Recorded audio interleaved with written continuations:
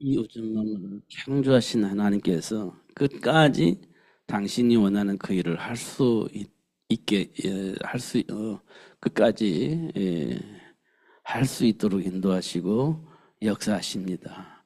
근데 그 과정 속에서 문제가 일어나도 사건이 일어나도 하나님은 그들을 불러서 당신이 원하는 그 일을 할 수 있도록 인도하시고 역사하시는데 그 역사가 영원하다 이렇게 말씀을 하고 있습니다. 그러니까 해와 달들이 이 땅에 있는데 그게요 계속 영원히 존재한다는 거죠. 언제까지 존재하겠습니까? 예수님이 재림하셔서 하나님 나라가 완전히 회복되어질 때 그때까지 존재하겠죠. 다음 세대는 어떻게 될지 모르겠지만 저는 그랬죠. 모르겠지만 어떻든 예수님이 재림하셔서 심판하실 때 새 하늘과 새 땅이 이렇게 온다고 그렇게 말씀을 하셨는데 그때까지 이게 존재를 하는 거죠. 그래서 하나님 원하시는 그 일이 이루어질 수 있도록 인자한 마음으로 우리를 쳐다보고 계시고 또 그 일이 이루어질 수 있도록 우리를 인도하시고 역사하신다 이렇게 말씀을 하고 있습니다. 그 하나님께 우리가 감사해야 할 일은 우리 과거를 보면 엉망진창이었죠. 사실은 나름대로 최선을 다하고 나름대로의 삶의 가치를 가지고 열심히 살아온 것처럼 보이지만 돌이켜보면 사실은 엉망진창이었습니다. 왜냐하면 갈 바를 알지 못하고 나름대로 노력을 하다 보니까 좌충우돌의 삶을 살아왔습니다. 그래서 지금 알고 보니까 엉망이었던 거죠. 최선을 다했지만 알고 보니까 엉망이었습니다. 근데 그 체질이 아직도 우리에게 남아있다는 거예요. 그 체질이. 그 삶의 기준이 우리에게 그냥 남아있다는 거예요. 그래서 언약 붙잡고 기도하지 않으면 그게 나와버려요. 나도 모르게. 그게 작동되어져서 그 안에서 모든 것을 보게 되어지고 그 안에서 모든 것을 판단하게 되어집니다. 나도 모르게. 이걸 우리는 무의식 이렇게 얘기합니다. 그게 어디서 나오냐? 내 안에 각인되어진 것에서 나오는 겁니다. 우리는 이걸 보고 우리는 체질이라고 하죠. 어디서 왔나 몰라. 근데 내 안에 있어요. 근데 때가 되면 반드시 나오는 겁니다. 그래서 내 안에 있다는 걸 알아요. 내 체질이라는 것도 알아요. 왜냐? 때가 되면 나오니까. 상황이 되어지면 나오니까. 나는 이렇게 살았구나. 이런 생각 속에서 이런 체질 속에서 살아왔구나. 알 수 있을 만큼 상황이 되면 반드시 나오는 겁니다. 근데 그게 어디냐? 내 무의식 속에 있어요. 반복되다 보면 나는 이런 삶의 체질을 가지고 살았구나. 이런 것들을 알게 되어지는 거죠. 그래서 뭘 알아요? 내 인생에 내 지금까지 삶의 여정 속에 누가 개입됐다? 물론 크게 보면 하나님이 개입되어 있었고 처음부터. 그러나 우리가 또 한 번 생각해 보면 하나님을 떠나 있는 상태에 있는 나를 지금까지 이렇게 내 생각과 영혼과 삶을 지배했던 자가 나를 이렇게 만든 자가 사단으로부터 나온 거구나 이런 것들을 알 수 있죠. 사단에 이게 이렇게 지배를 받았구나 이렇게 체질을 되어져 있구나 이렇게 우리가 알 수 있게 되어지죠. 그 근거가요 우리에게서 나오는 그 모든 것이 너희 아비 마귀에게서 나온 것이다 라고 얘기를 했기 때문에 그 근거를 보면 지금 우리가 가지고 있는 체질은 마귀에게서 나온 것이다 이렇게 우리가 확인할 수 있습니다. 그 근거를 가지고 보면. 근데 우리는 평생 그렇게 살아야 되는데 하나님이 개입하셔서 이제 거기에 그 올무에서 우리를 해방시켜 주시고 이제 더 이상 마귀에게 종노릇 하지 않고 하나님이 준비한 그 복을 누리며 살 수 있는 축복을 누릴 수 있도록 역사하셨어요. 개입하셔서. 그래서 어떻게 됐냐? 우리가 이 사실을 인정하고 마귀 자녀인 내가 예수를 영접함으로 하나님 자녀가 되어지는 복을 누릴 수 있도록 그렇게 되어진 겁니다. 근데 나도 모르게 이제 과거의 것이 자꾸 나오는데 그럴 때마다 나는 불신앙한다 이렇게 생각하는데 그렇게 안 해요.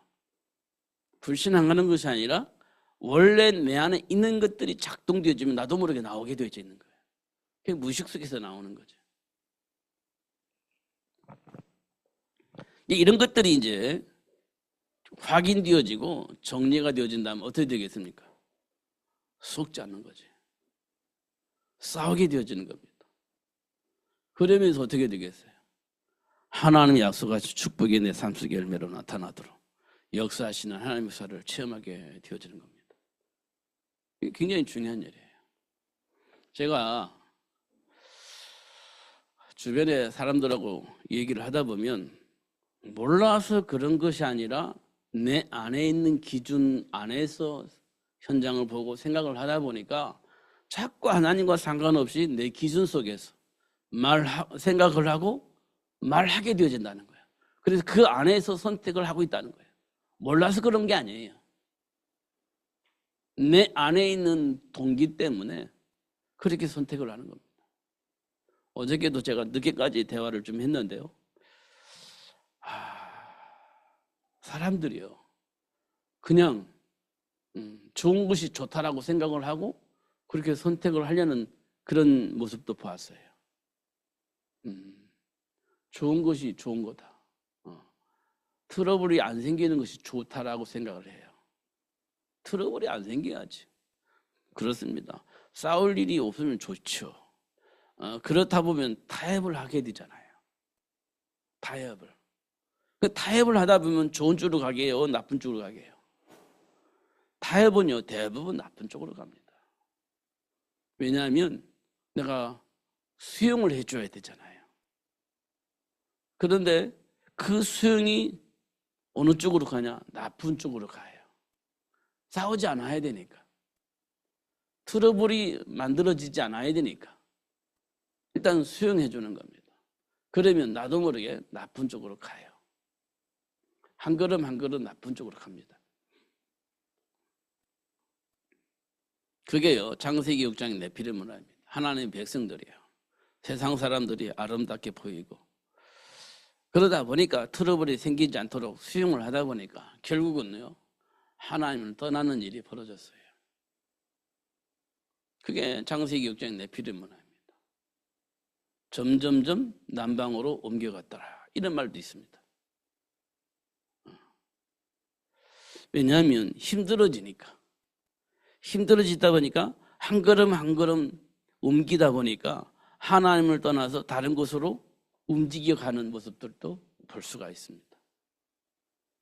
그러니까 싸우지 않게 해서 함께 하기 위해서 수용하는 것 참 좋은데요, 대부분 우리가 양보를 하니까 그렇습니다. 근데 성경은 뭐라고 되어 있냐? 수용을 하되 내 것을 양보하지 않는 거예요. 함께 하되 내 것 양보하지 않는 겁니다. 내 것을 양보하지 않는다는 말은 하나님을 떠나지 않는다는 거예요. 하나님을 떠나지 않는다는 거예요. 하나님의 언약 안에 있어서 수용하고 다 할 수 있어요. 하나님 언약 안에서. 근데 하나님 언약을 떠나버리면 그건 안 된다는 거예요. 이게 하나님께서 우리에게 강력하게 주시는 메시지예요. 근데 우리는 수용을 하려면 하나님을 떠나야 되잖아요. 그러면 안 된다는 거예요. 하나님 안에서 수용하고 하나님 안에서 용서가 되어지고 하나님 안에서 함께 가는 것이지, 그냥 인간 대 인간으로 서로 소통하기 위해서 내 것을 양보하고 하나님을 떠나버린다? 그건 안 된다는 거예요. 이걸 우리에게 굉장히 강력하게 얘기를 하고 있습니다. 그 하나님이 우리를 향해서 뭐라고 말씀하셨냐? 결코 떠나지 않을 것이고 버리지도 않을 것이다, 이렇게 약속을 하셨고, 세상 끝날 때까지 항상 너희와 함께 하겠다, 이렇게 말씀을 하셨어요. 그러면 이 말은 하나님 우리와 함께 계신다는 거죠. 평생을. 이 말씀 속에 우리는 힘이 나야 되고 내 인생의 미래가 보장되어져야 돼요. 이거 하나 가지고 나중에 어떻게 하지? 이거 하지 말고 하나님이 평생 나와 함께 계신다고 했으니까 내 인생의 미래는 보장되어진 겁니다. 예수님께서 그랬잖아요. 바리새인들 향해서. 먹든지 마시든지 뭘 하든지 하나님의 영광을 위해서 하라. 이렇게 말씀하셨잖아요. 그러면서 뭐라고 말씀하시냐. 공중에 나는 새를 봐라. 저 들에 핀 꽃을 봐봐라. 그들이 자기 미래를 위해서 뭘 길쌈을 하느냐. 장구를 만들어서 곡식을 쌓아놓느냐. 그렇지 않지 않느냐. 왜 그러냐. 하나님께서 먹여주고 입혀주는데 그럴 필요가 없는 거지. 이렇게 말씀을 하시면서 하물며 너희들 가보냐. 그들보다도 귀한 건데 너희들을 그냥 하나님께서 먹여주고 입혀주지 않겠느냐. 저 들에 있는 풀들도 먹여주고 입혀주는데 저 공중에 나는 새들도 먹여주고 입혀주는데 하물며 너희들을 그렇지 않겠냐. 이렇게 말씀을 하셨어요. 하나님의 배경 속에서 우리를 보는 거 굉장히 중요합니다. 지금까지 우리가 어떻게 살아온 것 같습니까? 열심히 살아온 것 같잖아. 내 힘으로, 내 능력으로 열심히 살아온 것처럼 보이시잖아요. 진짜 그렇게 살아왔을 것 같습니다. 진짜로는. 그런데 우리가 하나 더 생각해 보면 그렇게 할 수 있는 힘과 그렇게 일을 할 수 있는 장소와 그 지혜와 지식을 누가 주셨다고 생각합니까? 내가 가지고 있었고 내 능력이고 그렇게 우리가 생각을 할 수 있겠지만요. 한 분 더 생각해 보면 그게 모든 것이 하나님께로부터 온 거예요. 그 지식과 그 능력과 그 힘과 그 모든 환경과 그 조건들을 누가 주셨다고? 하나님이 주셨다. 하나님이 원하신 그 일을 할 수 있도록 지금 나에게 모든 조건에 적응할 수 있는 지혜와 능력을, 체력을 하나님께로부터 우리가 부여받았다. 그래서 지금까지 살아온 겁니다. 그 지혜와 능력으로, 그 체력으로 지금까지 살아온 겁니다. 생각해 보면. 근데 우리는 내 힘으로 살아왔다고 생각을 한 거예요. 지금까지. 이런 부분도 우리가 한번 깊이 정리해 볼 필요가 있다. 그 지금까지 이제 우리가 지혜와 능력으로 살았어요. 체력으로 살았어요. 근데 우리가 염려하는 뭐냐? 그 지혜도 조금 어두워진 것 같고, 그 능력도 조금 어려워진 것 같고, 체력도 조금 어려워진 것 같고, 지금 내가 지금 살 수 있는 날이 좀 남아있는데, 이게 감당이 될까? 내 체력으로? 내 능력으로 감당이 될까? 이게 염려가 되는 거잖아요. 지금까지 살아온 건 내 힘으로 살아온 것 같은데, 그 나머지 인생은, 감당이 안 될 것 같아. 그게 염려가 되는 거지 않습니까? 근데 성경은 뭐라고 말씀하시냐? 태어날 때부터 지금까지 하나님 우리 인도하셨고 죽을 때까지도 하나님 우리를 인도하실 것이라고 말씀을 하고 있어요. 이 말은 뭐냐면 보장을 하신다는 거예요. 태어날 때부터 죽을 때까지 하나님 우리를 보장하신다는 거예요. 하나님의 배경 속에서 하나님 준비한 복을 누리면서 살 수 있도록 하나님께서 축복을 하실 것이라고 약속을 하고 있는 겁니다.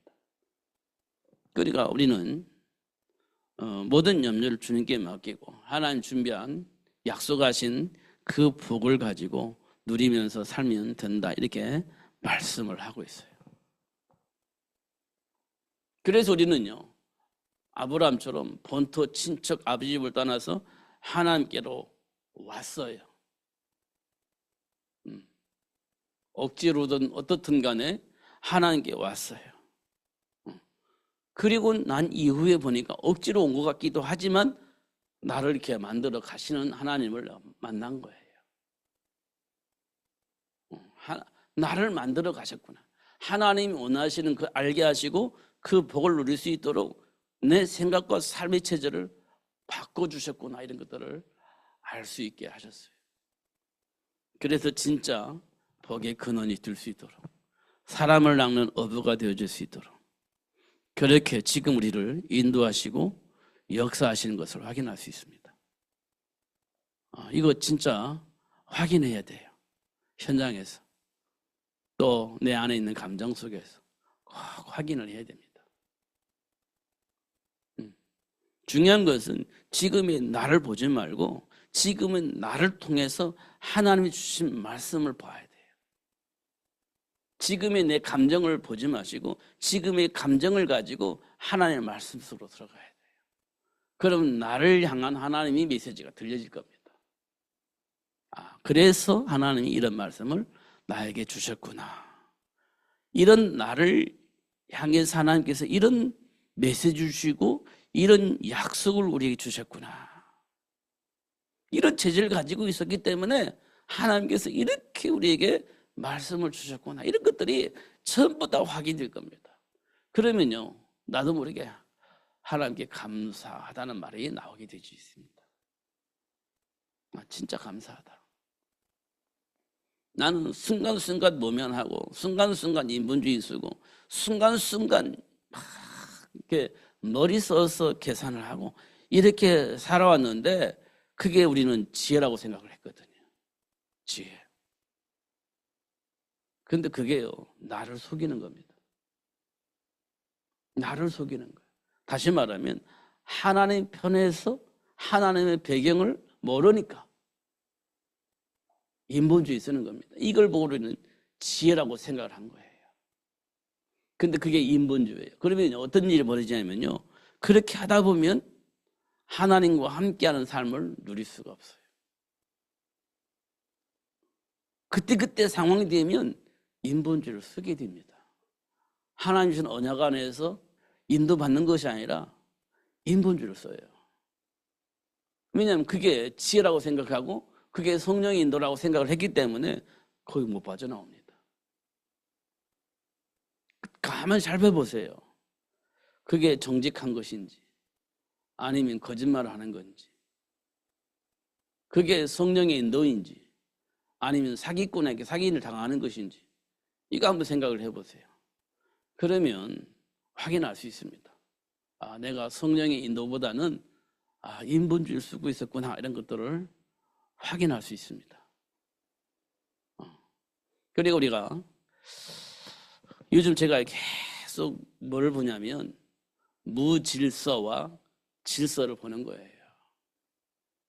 창세기 1장에 보니까 하나님께서 혼돈하고 공허하고 그렇게 해 있잖아요. 근데 왜 혼돈하고 공허하냐 했더니 흑암이 깊음 위에 있기 때문이다, 이렇게 설명을 했잖아요. 창세기 1장에 보면. 그게 뭡니까? 혼돈하고 공허하다는 말은 무질서하다는 거예요. 질서가 없다는 거예요.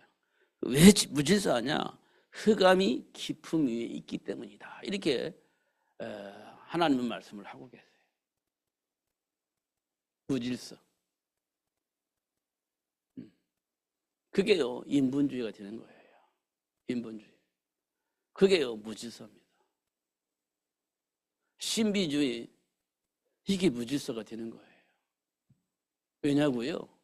내가 원하는 것 목적만 달하면 돼. 그게 인본주의고 신비주의예요. 내가 원하는 그걸 얻기만 하면 돼. 방법이 어떻든 간에 얻으면 돼. 이게 이제 인본주의고 신비주의예요. 그럼 무질서가 되는 거예요. 목적만 이루면 되는 거잖아요. 그게 우리 기독교인들이 그렇습니다. 목적만 이루면 돼. 그게요, 무질서가 되는 거예요. 잘 확인해 보세요. 진짜 그렇습니다. 우리 기독교인들이 특히 그래요. 무질서합니다. 왜냐? 하나님께 맡기고 기도해서 응답받아야 되겠다, 이렇게 하잖아요. 그게 전부 다라고 생각을 하는 거예요. 근데 내면을 보면 무질서가 되는 거예요. 그게 신비주의예요. 그게 인본주의예요. 하나님은 질서의 하나님이세요. 말씀하시니 그대로 되니라. 하나님 보시기에 좋았더라. 이렇게 되어 있지 않습니까? 그게 질서가 되는 거예요. 하나님의 말씀 안에서 나를 보면 무질서가 질서로 바뀌어요. 다시 말하면 생각이 바뀌는 거예요. 인본주의적인 내가 가지고 있는 어떤 동기의 목적을 이루기 위해서 살았던 그 삶이 이제 하나님 주신 복에서 살 수 있는 삶이 되어집니다. 생각이 바뀌어요.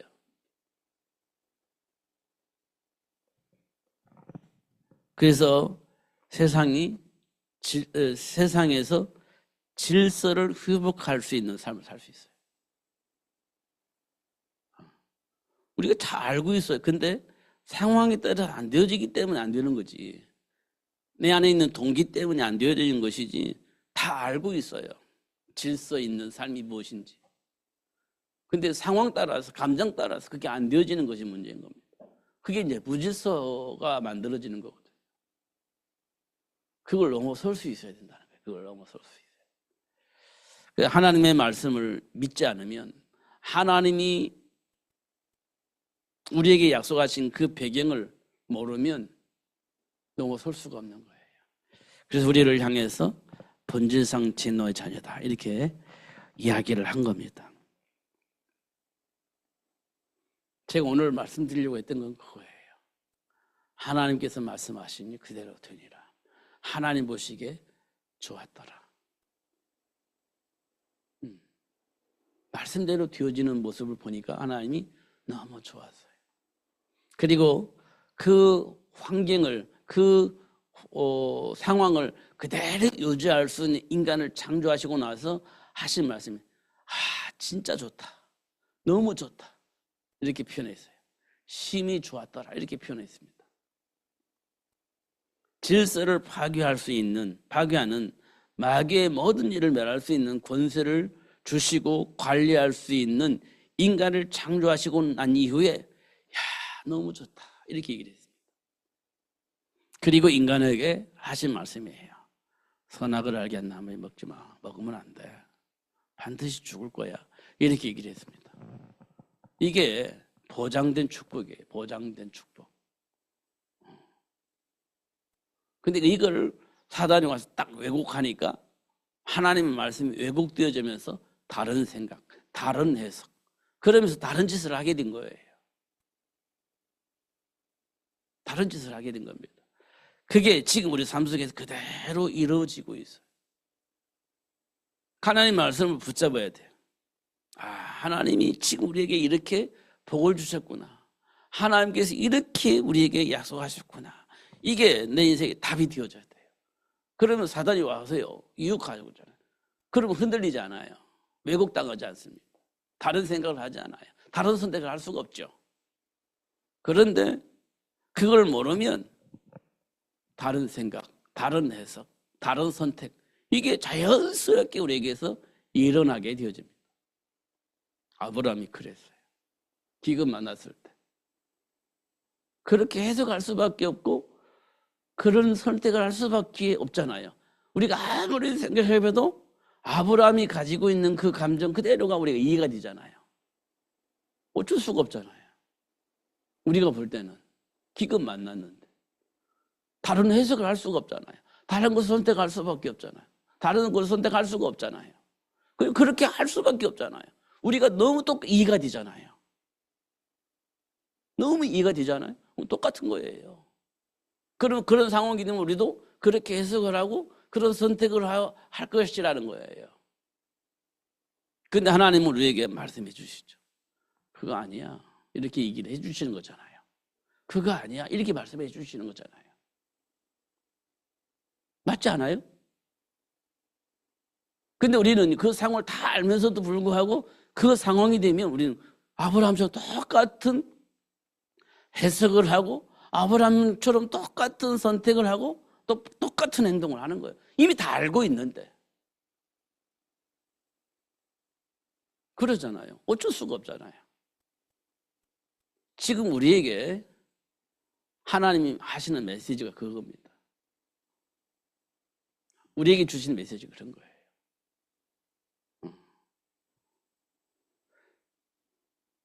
우리가 하는 생각이 그래요. 어쩔 수 없잖아. 이런 상황이 어떻게 하겠어. 이것 때문에 내가 막 큰 죄를 짓는 것도 아니고 막 이것 때문에 내가 막 불신앙하는 것도 아니고 어쩔 수 없는 선택이니까 어쩔 수 없이 선택을 해야지. 이런 우리가 이제 포장으로 가잖아요. 아브라함이 그랬습니다. 그러니까 우리가 하나님을 알면 그런 선택을 하지 않죠. 아브라함이 하나님을 알고 난 이후에는요, 조카와 분쟁하지 않았어요. 양보해버리고 하나님의 편에 섰습니다. 이 말은 뭘 의미하느냐면 양보하고 하나님 편에 섰다, 이게 중요한 게 아니고요, 아브라함이 하나님을 알았다는 거예요. 우리는 양보하고 하나님 편에 가서 예배했다, 이게 이제 중요하잖아요. 그런데 더 중요한 것은 아브라함이 하나님을 알았다는 거예요. 모르면 그렇게 되지 않습니다. 알았다는 거예요. 그게 중요한 겁니다. 양보하고 선택했다는 이게 방점이 아니라 아브라함이 그 하나님을 알았다는 거예요. 여기에 초점이 있는 겁니다. 우리가 예수를 알면 너무나도 자연스럽게 그런 선택이 되어져요. 근데 모르면 절대 그 선택이 되어지지 않죠. 우리가 다니엘 어떻게 그럴 수 있을까? 도대체 이해가 안 되는 거예요. 나도 저런 믿음을 가질 수 있을까? 이렇게 생각을 하잖아요. 우리는. 저는 진짜 그런 생각 많이 했거든요. 진짜 내가 저런 믿음이 생길까? 진짜 저런 믿음을 가지고 내가 살 수 있을까? 진짜 많이 고민했거든요. 학교 다닐 때. 그럴 수 있을까? 난 가능하지 않은 것 같아. 근데 하나님께서 함께 하시면 할 수 있겠지. 막연하게 생각을 한 거예요. 하나님이 뭐 그런 상황에서 하나님이 함께 하시면 다니엘처럼 나도 그렇게 할 수 있겠지. 이렇게 이제 막연하게 생각을 하는 겁니다. 그렇게 하도록 하나님 역사하시겠지. 이 막연하게 생각한 거예요. 근데 지금 돌이켜 보니까요, 다니엘이 누구를 알았어요? 하나님을 알았어요. 진짜 하나님을 아는 겁니다. 하나님이 그때가 되니까 다니엘에게 막 이렇게 복을 내려서 그렇게 할 수밖에 없도록 복을 내리신 것처럼 보여질 수 있지만, 우리 수준으로 생각해 보면. 근데 알고 보니까요, 다니엘이 진짜 하나님을 알았던 거예요. 상황과 상관없이 하나님을 알아버렸어요. 선택이 쉽죠. 우리는 자꾸 믿음을 강조하다 보니까, 믿습니다만 강조하다 보니까 그런 상황이 온 거예요. 근데 우리는요, 진짜 하나님을 알아야 돼요. 그러면 쉽습니다. 쉬워요. 성경에서 이해할 수 없는 일들이 많이 있잖아요. 이해할 수 없는. 근데 그 사람들이 배경을 보면 하나님을 알았어요. 홍해바다에 있을 때 모세가 이스라엘 백성들이 뭐라고 해요? 가만히 있어 하면서 하나님 우리를 위해서 싸우실 거야, 이렇게 얘기를 하잖아요. 그럼 어떻게 그게 막 믿음이었나요? 아니에요. 모세가 하나님을 알았어요. 하나님이 인도하심과 역사하심을 알았어요. 그래서 홍해바다 앞에 있을 때 이스라엘 백성들에게 하나님 우리를 위해서 싸우실 거야, 두고 봐, 네가 알게요, 볼 거야, 이렇게 얘기를 하셨어요. 하나님 알았습니다. 모세가 어떻게 인도하시고 역사하실지 알았습니다. 이스라엘 백성들 그 말이 무슨 말인지 알 수 없죠. 지금 홍해바다는 막혀 있고 애굽의 군인들은 막 우리 잡으려고 쫓아오고 있지. 그걸 우리가 상대할 수 있는 상대가 아니에요. 애굽은. 그 홍해바다 빠져 죽든지 해야 되는데 그럴 수는 없잖아요. 그러니까 우리 항복하자라고 다 돌아선 거예요. 모르니까, 하나님 어떤 분인지 모르니까 그걸 다 그렇게 할 수밖에 없죠. 상황이 그러니 어떻게 하겠습니까? 근데 모세는 알고 있었어요. 하나님 우리를 위해서 싸우신다. 다시는 저 애굽의 군인들을 볼 수 없을 것이다. 하나님이 수장해버렸어요. 모세는 그 하나님을 알았던 거예요. 그잖아요. 우리는 그 하나님을 알아야 됩니다. 중요한 건 우리가 알 수가 없기 때문에 하나님께서 우리에게 오셔서 하나님을 드러내 알 수 있도록 그렇게 역사하실 겁니다. 그래서 싸우지 않고 이길 수 있도록 그렇게 축복을 하실 거예요. 그 하나님이 어떻게 계신다고요? 인자하시다, 선하시다, 이렇게 표현하셨고요. 그럼 뭐라고 말씀하시냐? 영원토록 함께 하실 것이다, 이렇게 말씀을 하고 계시는 거예요. 그 하나님 앞에 우리가 뭘 해야 된다고요? 하나님께 감사하라, 이렇게 얘기한 거예요. 그 하나님께 감사하자. 그 하나님께. 이것이 하나님이 우리에게 주신 복이에요. 제가 어저께도 이렇게 가니까요, 그 판교에 있는 그 교회에 가니까 그분들이 이렇게 모여 있는데 그분 말에 의하면 이런 얘기를 하셔요. 장로님들이 주인이 되어져서 교회를 좌지우지하려고 하는 것 같았다, 이렇게 얘기를 하세요. 그리고 목사님은 자기들 마음대로 선택할 수 있지만, 그렇지만 또 담임 목사가 필요하다, 이렇게 얘기를 한 거예요. 그러니까 조금 나쁜 말로 말하면 그냥 목사님은 자기들이 편한 대로 세워서 말씀을 듣고 결국 교회의 모든 것들은 우리들이 좌지우지한다, 이렇게 생각을 했던 것 같다, 이렇게 표현을 했습니다. 그러니까요, 담임 목사 메시지가 안 들어오는 겁니다. 담임 목사 메시지가 안 들어와요. 그냥 약점만 보이고 어떻게든지 쫓아내려고 하고 막 이렇게 했다, 이렇게 얘기를 해요. 그런데 어떻게 하나님이 하셨는지 모르겠지만 그 사람들 무리가 한 30명 되는데 그 사람들이 한꺼번에 쭉 빠져나갔대요. 근데 30몇 명씩 중직자들이 빠져나갔는데 목사님은 마음이 아파야 되는데 시원하다, 그렇게 얘기를 해요. 그들과 이제 보이지 않게 싸우는 그 싸움이 이제 없어진 거니까 마음이 편안해진 거예요. 그렇게 정리를 해주셔서 너무 감사하고. 그런데 놀랍게 이제요, 이렇게 사람들이 이렇게 연락이 돼서 오더라, 그렇게 얘기를 해요. 근데 더 놀라운 것은 나가는 것은 그냥 30명, 40명 나가는 건 뭐 그러다 치더라도 더 문제는 뭐냐면 전화를 해서 자꾸 이간질 한다는 거예요. 성도들에게 전화해가지고 계속 이간질 한다는 거예요. 영향을 안 받아야 되는데 영향을 받고 막 힘들어하는, 그게 이제 가장 힘든 부분이다, 이렇게 얘기를 하시더라고요.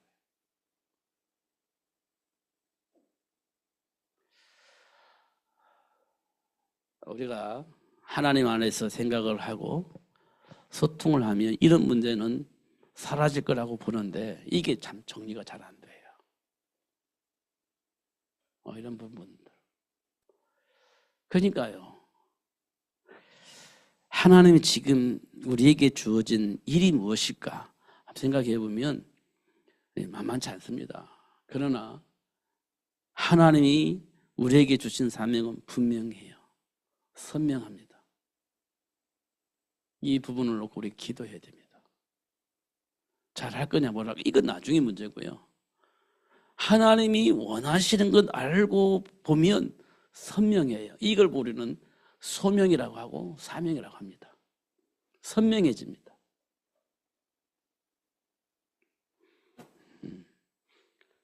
그래서 제가 저는 좀 이렇게 기도합니다라고 말씀을 드렸어요. 이 세상이 참으로 혼란스러울 것 같다. 그런데 그 혼란을 살릴 수 있는 준비된 제자를 만들어가는 것이 지금 우리에게 맡겨진 일일 것 같다. 저는 그렇게 기도하고 있습니다. 이렇게 말씀을 드렸습니다. 그 일을 위해서 기도하고 있습니다. 그랬더니 그분이 이제 끄떡끄떡 하시더라고요. 우리가 하나님 앞에서 보면 숫자도 중요하지만 그게 중요하지 않아. 하나의 배경이 있는 것이 중요한 거니까. 그 속에서 보면 그렇게 힘들게 살 필요가 없어요. 안 사라집니다. 그냥 하나의 배경 속에서 살면 되는 거니까. 그래서 참 평안하게 살 수 있는 시간이 올 것이다, 이렇게 보여집니다. 왜? 하나님이 역사하실 것이니까. 우리가 과거에 들었던 얘기입니다. 야, 도대체 이해가 안 된다. 그게 뭐냐면 살했다 가보여예요. 저는 어릴 때부터 들었던 얘기거든요. 이해가 안 됐어요. 엘리사죠. 야, 그거 나부터 줘. 이거 도대체 이해가 안 되는 거예요. 자기들도 마지막 먹고 이제 죽음을 기다릴 수밖에 없는 상황이 생겼는데 그거를 나부터 주라 이렇게 얘기를 해요. 선지자가. 그게 이제 저는 이해가 안 됐어요. 진짜 이해가 안 됐어요.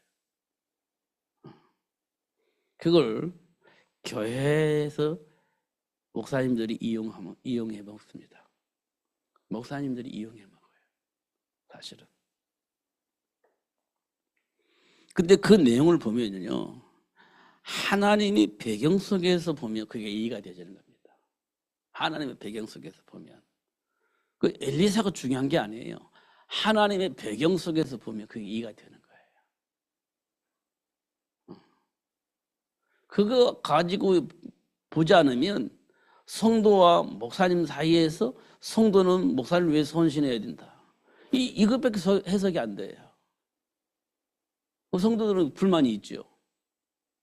그래고 막 싸우게 되는 거잖아요. 하나님 앞에서 봐야 그게 성도들도 이해가 되고 목회자도 이해가 되어지는 거예요. 그잖아요. 그러니까 하나님의 말씀이 안 믿어지면 이거는요 안 돼요.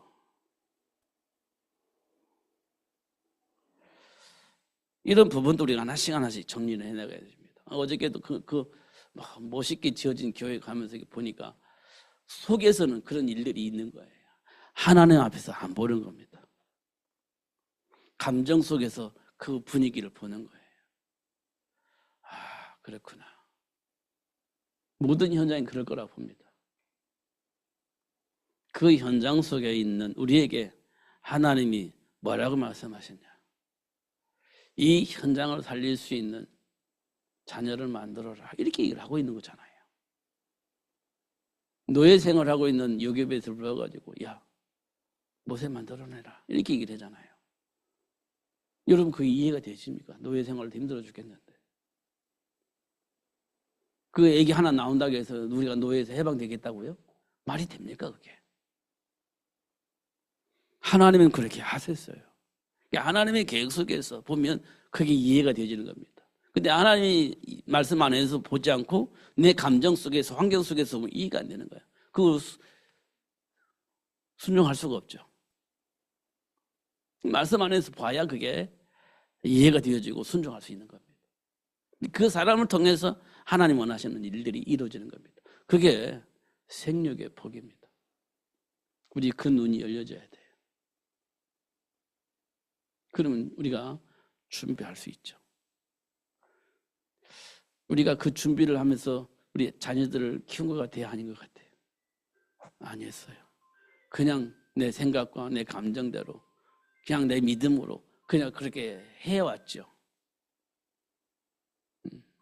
근데 우리가 조금 하나님 안에서 보면 지금 우리가 좌충우돌을 했지만 그래도 하나님이 지금 우리를 이렇게 인도하시고 역사를 하셨구나. 이런 것도 볼 수가 있습니다. 그러니까 감사할 수 있죠. 사실은. 현실을 우리는 하나씩 직시하고 하나님 주신 말씀 속에서 분별을 하고 또 하나님이 원하시는 것을 찾아서 누리는 삶이 우리에게 굉장히 중요하다. 이렇게 볼 수가 있습니다.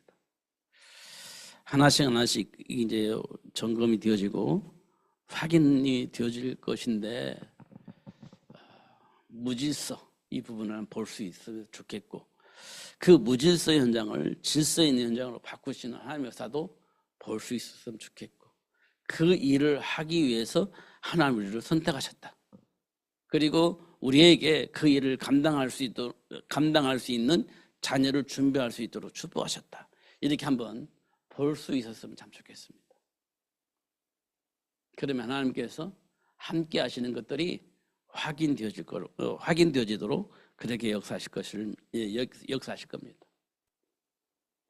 그런 복을 누리면서 승리하시는 여러분들 되기를 예수님 이름으로 축복합니다. 기도하겠습니다. 하나님 아버지 감사합니다. 오늘도 최고의 복을 주시고 알게 해주셔서 감사합니다. 놓치지 않고 누리며 살 수 있도록 성령으로 충만하게 하여 주옵소서.